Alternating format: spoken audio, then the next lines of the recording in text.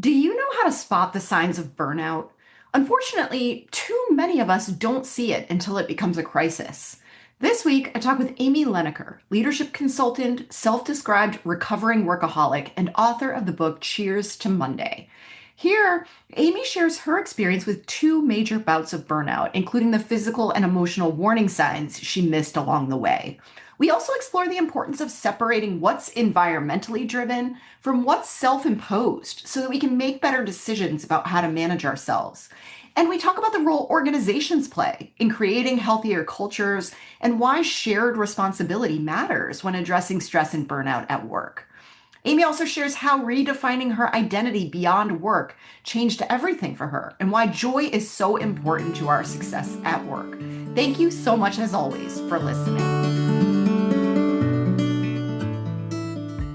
Welcome to the Impostor Syndrome Files. My name is Kim Meninger, and as an executive coach and former high-tech leader, my personal mission is to help professionals overcome imposter syndrome so that you can advance your career with confidence. Each week, I interview a new guest who brings a powerful perspective to this conversation, including personal stories, best practices, and new insights. The more we talk about this issue, the more we destigmatize imposter syndrome, recognize that we're not alone, and empower ourselves to access the tools and resources that can help us and those around us. Thank you so much for listening and for sharing with others you think would benefit from this conversation.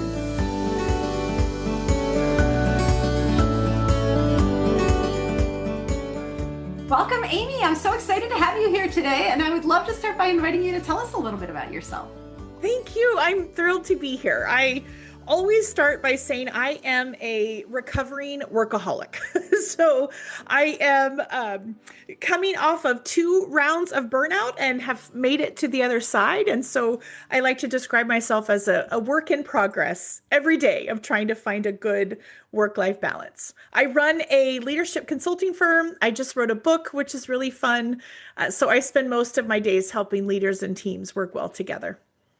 Well, thank you. And I would love, if you're okay with it, if I dig a little bit more deeply into some of the things that you mentioned around workaholism and burnout and all of the things that go along with that, because I think that is something that many people listening can relate to. Mm-hmm. And I wonder, could you tell us a little bit more about the path? And I think sometimes what I hear from people is they're able to report some of the things that they're feeling or things that are sort of becoming challenging, but they're not connecting it to burnout. Mm-hmm. They don't actually realize that that's what's going on. So I'd love to hear more about your burnout journey, but also how did you know that's what it was? Yes, what you just described was exactly how I would describe it for me too. So I had been working so hard for so long that I didn't even realize I was burning out. People around me were picking up on it. My friends, my family, people around me were noticing things that I had just taken on as normal. This is just how things are. And unfortunately, what happened for me is I got really sick to where my body started shutting down. I needed to be off work for a period of time. And my hope is that no one else has to go through that. Mm-hmm. Let's figure out how we can be aware enough so that our bodies don't have to scream at us. They don't have to shut down before we're able to listen and make some changes.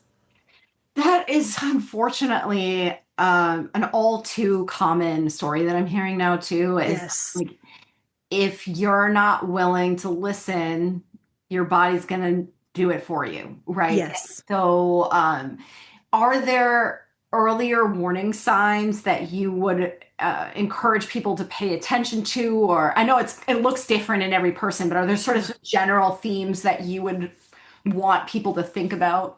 Yes, there were so many. And when I look back now, when I look at a burnout checklist, I just go through it, check, check, check, like they were all there. So things like overwhelming exhaustion, things like stress that never seems to come down. So ideally, as we move through the day, you'll have a spike of stress and then it comes back down.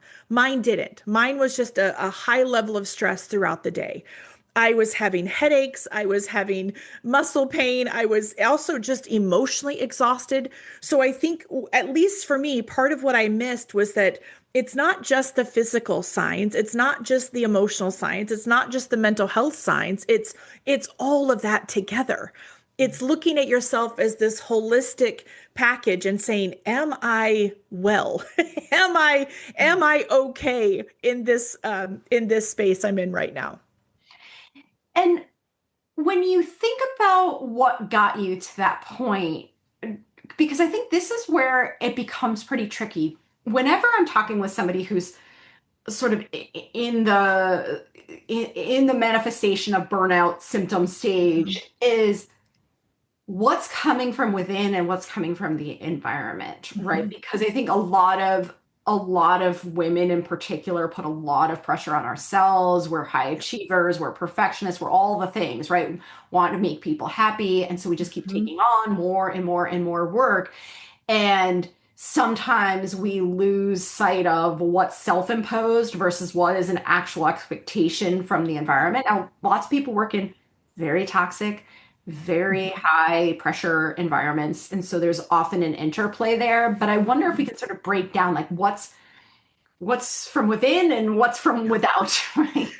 It was one of the most painful parts of this journey for me was realizing exactly what you just said in terms of how much of this was my own expectation. Yes, I was in a high pressure job. Yes, the expectations of that job were high. I took that to another degree. The expectations were based on stories that I had had for as long as I could remember, stories about what it meant to be successful, stories about what did it mean to be of value in this organization.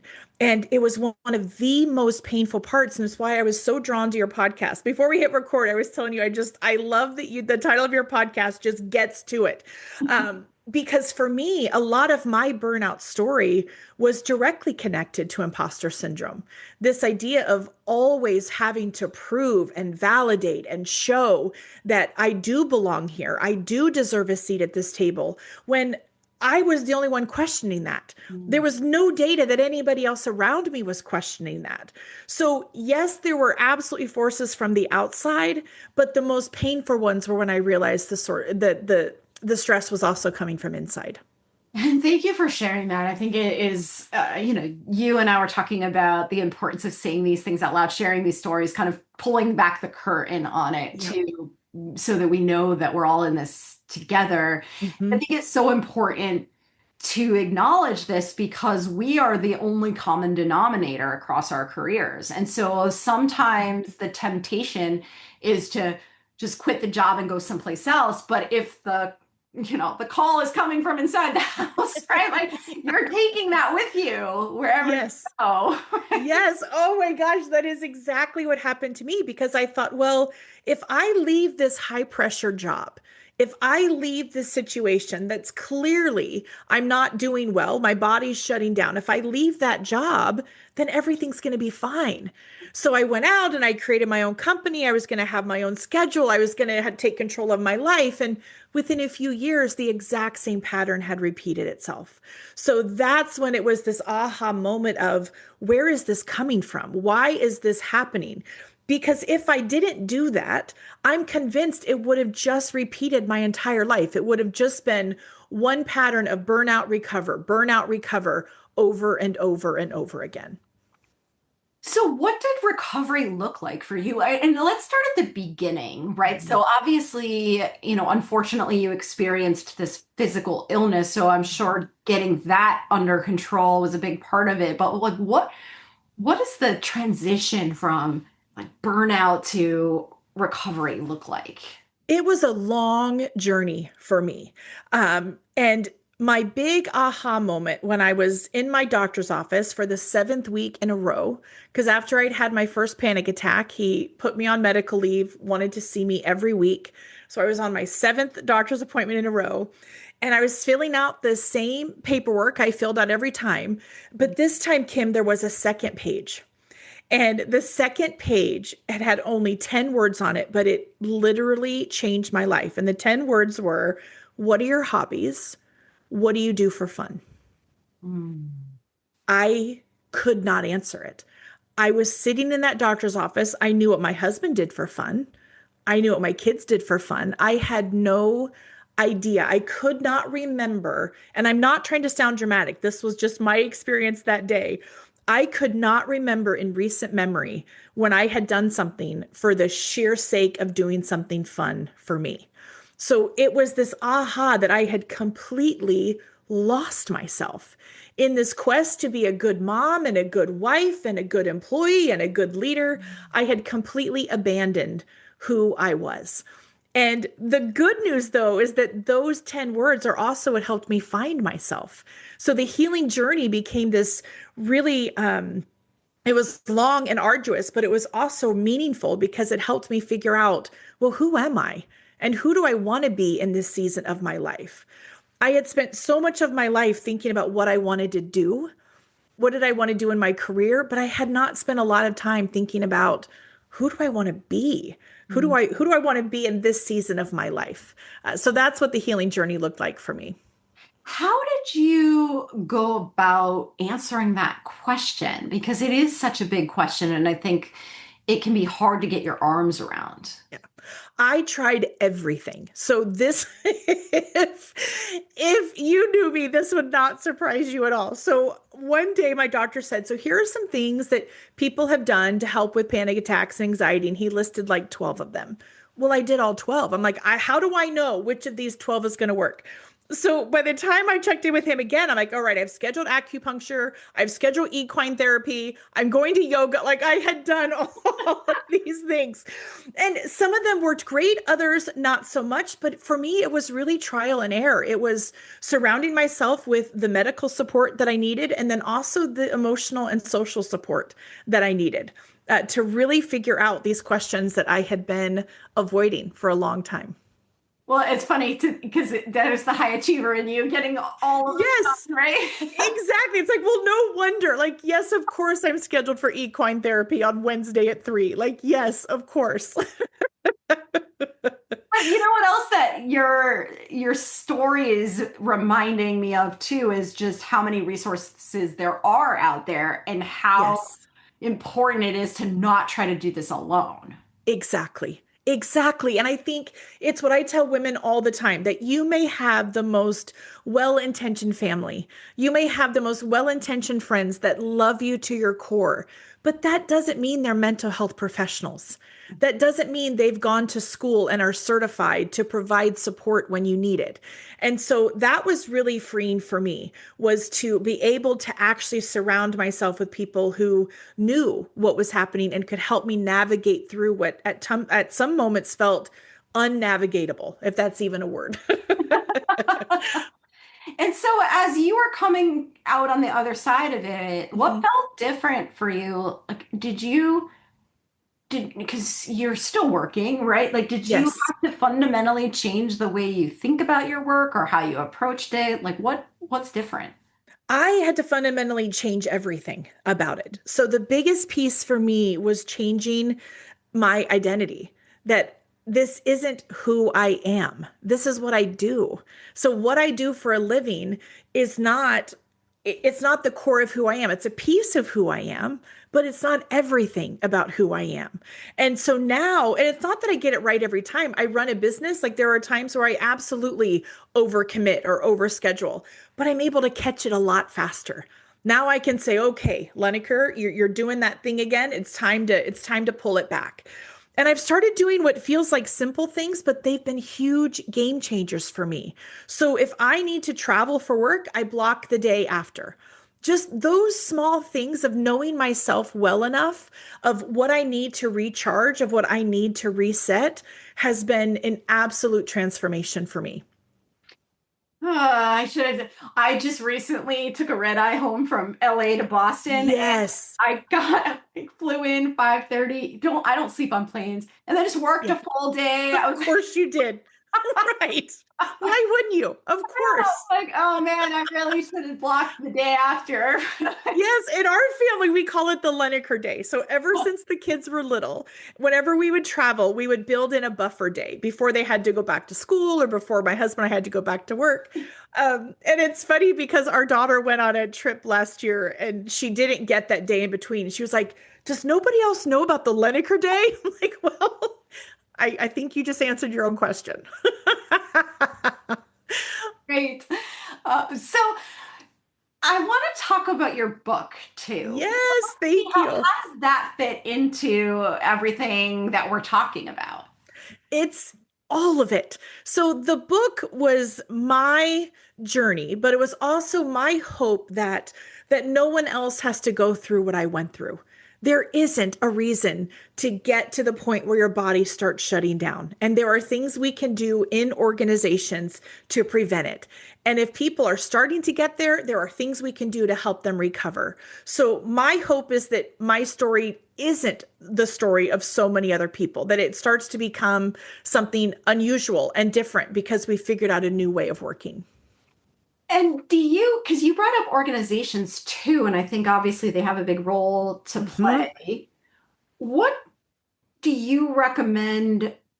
And I'm trying to think about how to ask this question because I think there's actually multiple parts to it. So feel free to Mhm. jump in wherever you'd like. But there's the part that the organization plays proactively to establish a better environment. But then there's Yes. also, like we were talking about, what do I as an individual say to my manager? Like, how do Yep. I kind of advocate for myself in the Mhm. context of what we're talking about? Exactly. So it's really a Venn diagram. You've got here's what I'm responsible for, here's what the organization is responsible for, and the real work is what happens in the middle. Mm. And what I was finding is that there are so many books written for leaders and so many books written for CEOs that nobody else is reading. And so it doesn't work. We have to have a shared language across the organization. So, what I did in Cheers to Monday is every time there's an action to take, it breaks it down, whether you are a frontline contributor, whether you're a team member, or whether you're a leader. The idea is let's all read the same book, let's all have the same playbook. Because what worries me, Kim, and I see this all the time when I'm brought into organizations, is you've got employees who blame leadership. You've got leadership blaming employees. And now it's harder to talk about burnout because now we've got shame and blame and judgment. We've created the exact environment that makes it impossible for people to tell their truth. Mm. So we've got to stop the blaming, and it's about let's come together and figure out this solution together. That's so important. I often think about the fact that many of us are trying to solve this problem in our own little world, right, in a Yes. vacuum. Whereas, I mean, it's pretty clear that this is a universal struggle. So let's do this Yes. collectively because everybody's affected by it. Exactly. And the part that I think is so fun is that joy is part of the solution. And how often do we talk about joy at work? In my experience, not much. I Mm. just completed a national research study called The State of Stress and Joy at Work. And what I found 79% of working Americans said, I need joy in order to do my best work. That's a lot, almost 80% of people.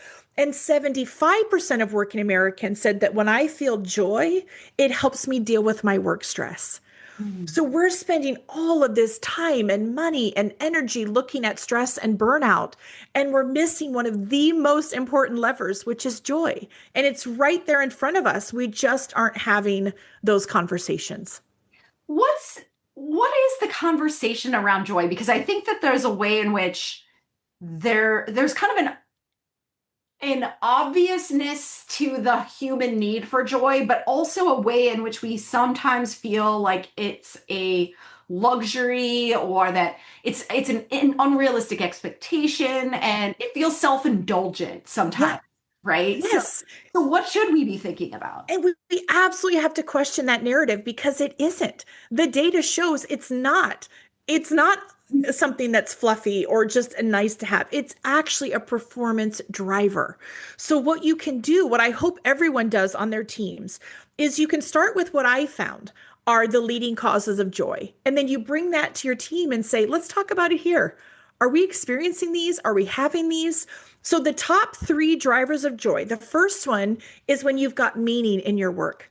There's some meaning, there's some purpose in what you do. The second driver was mattering, when you matter to the people around you at work. And not just because of what you do. So it's not that I care about Kim because she's a really great podcast host. It's I care about Kim because of who she is. I Mm. care about her as a human. So that was the second driver. I thought I would see those first two in the data. I did not think I would see the third one. So the third driver of joy was momentum. Hmm. This idea that I can look back and say, wow, things are different because of what I've done. I can look forward and see that there's progress that I'm making. So when you've got meaning, mattering, and momentum, those are the three drivers, the perfect recipe for joy at work. I love that. I think that is such a great combination, and it is also very human in, Yes. right? It's like you can't separate the humanity from these three themes. It's not about like Yes. things I crossed off my to-do list, right? It's Exactly. And you can't force it. You can't force joy. We've all been to those weird work events where it's kind of forced fun and everyone feels awkward and strange. And you can't force joy. That's the most wonderful thing about it. But you can create the conditions for it, and then it's there. And once it's there, it's this lever that helps you in so many ways at work and outside of work. Are organizations open to this, because they're obviously feeling stretched in their own right? And when we say organizations, we mean people. But are Yes. the people who make the decisions about how to lead culture and sort of organizational change open to a conversation around joy when a lot of it feels like they're thinking about is the bottom line and all of that stuff. Yeah. I feel that many are and some still aren't. Hmm. And the problem with that is, even if, let's say, the bottom line is your driver, let's say that is your number one priority, you cannot underestimate the power of joy to help you with your bottom line. So here's a great example. You'll love this. And I'm not sure, are we connected on LinkedIn? Because if so, you might have already seen this story. No, and I don't know if we are, but I'm definitely going to make sure that Okay, we we need to are. connect on LinkedIn. So I just shared the story on LinkedIn. I was meeting with the CEO. Their team had suggested the CEO meet with me about exploring if I could do some work in their organization. So they're telling me a little bit about them. I'm telling them a little bit about me. And at some point they say, Amy, I'm just not that into joy. And I started laughing and I said, have you seen my book? Do you know what I do for a living? And we were on Zoom. So I literally pointed to this life-size cover of my book in the background. And then I was able to say, I respect that. And I Mm, get it. You may not be that into joy, but here's what I can tell you from brand new data: 79% of your organization likely is. mm. And that number jumps to 89% for executives. So, this CEO that I was on the call with, who wasn't that into joy, the most recent data that I have shows that 89% of their team says, I need joy in order to do my best work. Um, They didn't end up hiring me for the gig, but we have to understand this is a big deal. Folks are looking for it and folks need it. They say, I need it in order to do my job. It's such an important point. There is a way in which I think we separate out the quantitative from the qualitative, and there is clearly a qualitative driver of the Yes. quantitative success, right? And so Yeah. it's funny to think of saying like I'm not into joy. I know. Isn't that funny? Well, but Yeah. it's also very Hysterical. short-sighted, right? Because Uh-huh. it's like if you want to get the best out of your people, if what you Yes. do care about is your bottom line, Yeah. you're not going to get there if you're not like, prioritizing the human experience. And I think that it frustrates me that we're still having this conversation Yep. in 2026, but I feel like it's more important than ever. Yes. And with the rise of AI and a lot of Mhm. the decisions that will be made over the coming Mhm. years, just really treating people like expendable resources is Yes. going to help. I love what you said about qualitative and quantitative, because I think it is something that it is shocking. We still have to talk about this in 2026, but language matters. And Mhm. the way that we call the human skills soft skills, these are the soft skills of work, when in reality, those are the skills that determine whether or not work works. So we are overcoming this old narrative around what those skills mean and how they show up. And I think what you mentioned around AI, I think it's going to get only more and more important. Yes, we really do need like an updated PR campaign for quote unquote soft skills because you're Yes. absolutely right. It's like when you think about even some of what you have here around mattering in particular, but the way in Yes. which we relate to each other in the workplace is such a function of people's emotional intelligence, communication, Yes. all of the things that we call soft today. Those are actually the hard, meaning difficult, Yes. right? Yes, and I thought it was so interesting, at least for me on my journey. I was able to discover just how emotionally intelligent I was at work for others, and yet I lacked a lot of self-awareness. Mm. I was able to pick up on what was happening in meetings. I was very in tune to that. But in terms of understanding why I was doing what I was doing, I wasn't as clear as I could have been. I didn't understand to what degree people pleasing was a contributor to my burnout. I didn't understand to what degree people pleasing was actually preventing me from feeling joy. So I always want to say to people that yes, you may be absolutely emotionally literate. You might be the most emotionally intelligent member of your team. That also doesn't mean we don't need to look inside, that we don't need to pause and say, what else can I learn about myself here?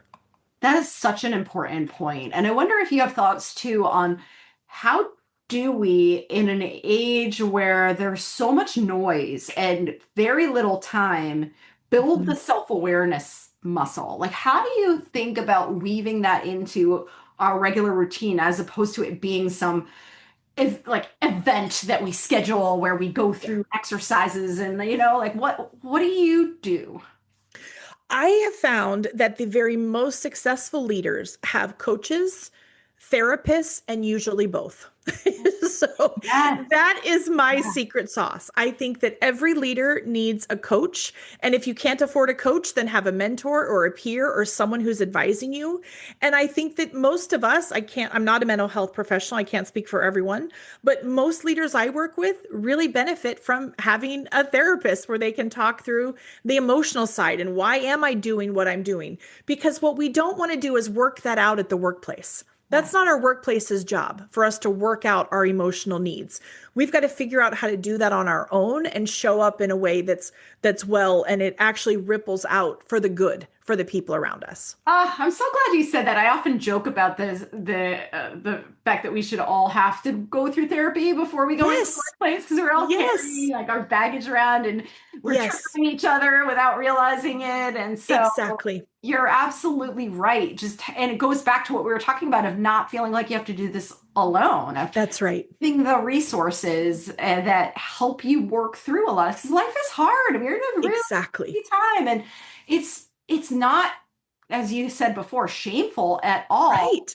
to be, to feel the chaos and to Exactly. want help working through it. And the Yeah, more I think it's the opposite. I think it's one of the bravest things that we can do. you're absolutely right. I think it's actually a leadership skill and a sign of leadership to recognize where your ability to do something on your own ends and where you need to Yes, each other. exactly. Exactly. Yeah. There's a quote I love by Anne Lamott. My kids make fun of me because almost every life scenario I equate to an Anne Lamott quote. But she has one where she says that lighthouses don't go running all over an island looking for boats to save.